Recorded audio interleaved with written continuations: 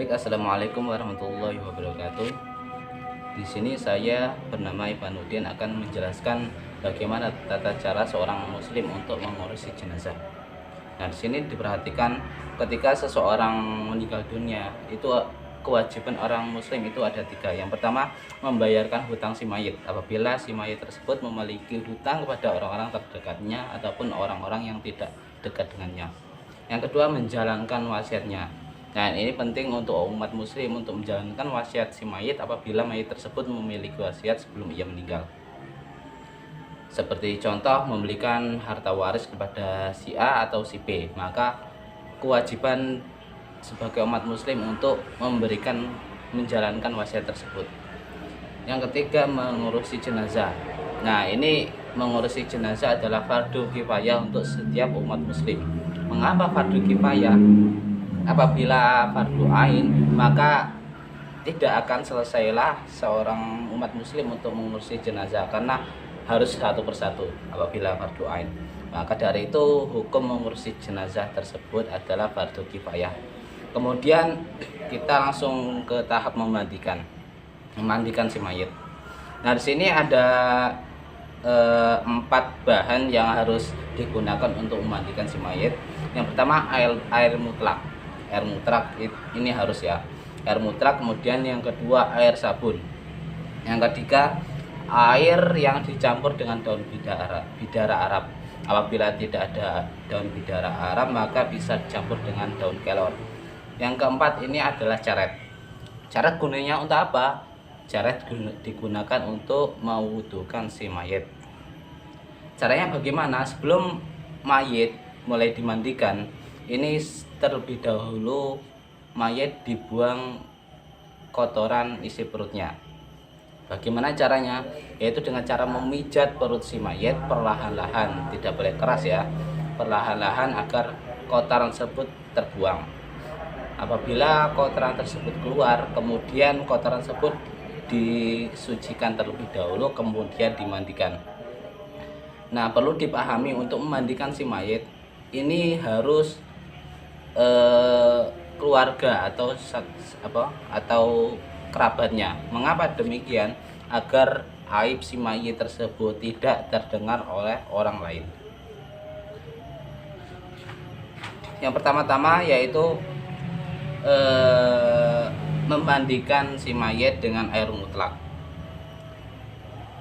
Bagian depan, bagian kiri, kemudian bagian kanan. Kemudian disusul dengan air sabun, seperti halnya air mutlak tersebut, bagian depan, bagian kiri, dan bagian kanan. Kemudian disusul dengan air yang dicampur dengan daun bidara Arab, seperti halnya air mutlak, yaitu disiram bagian depan, kemudian dibalik bagian kiri, kemudian bagian kanan. Kemudian setelah itu dibersihkan kembali dengan air mutlak agar sisa air sabun atau air yang dicampur dengan bidara Arab tersebut bersih dengan dimandikan menggunakan air mutlak. Kemudian tahap terakhir yaitu diwudukan menggunakan caret. Kemudian untuk tahap selanjutnya yaitu mengafani mayit. Nah, untuk mayit laki-laki ini menggunakan 3 lembar kain kafan yang terdapat sorban dalaman ya. Untuk laki-laki harus memakai sorban dan dalaman. Kemudian 7 ikat tali pocong. Nah, jangan lupa untuk bagian dada ini tali pocongnya disambung yakni panjang ikatan bagian dada ini 2 kali lipat panjangnya dari ikatan yang lainnya, karena bagian dada adalah bagian yang paling besar untuk diikat. Kemudian untuk wanita ini memiliki 5 lembar kain kafan yang tersebut di dalamnya ada kerudung, dalaman, gamis, dan 7 ikat tali pocong. Yang bagian dada sama saja, bagian dada adalah bagian yang paling panjang.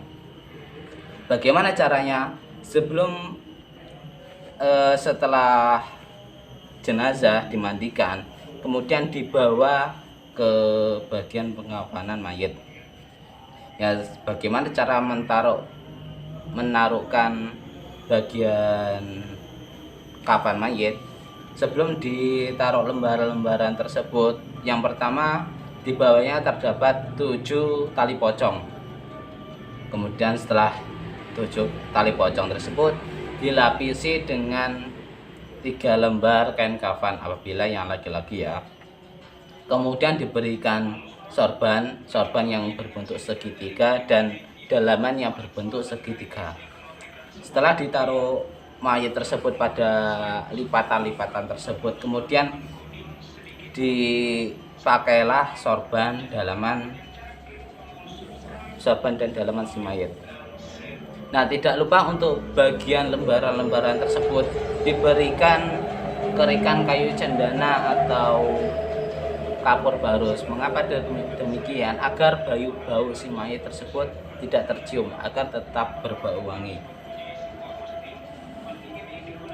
Jangan lupa ketika untuk kain mori tersebut jangan lupa untuk dibiru.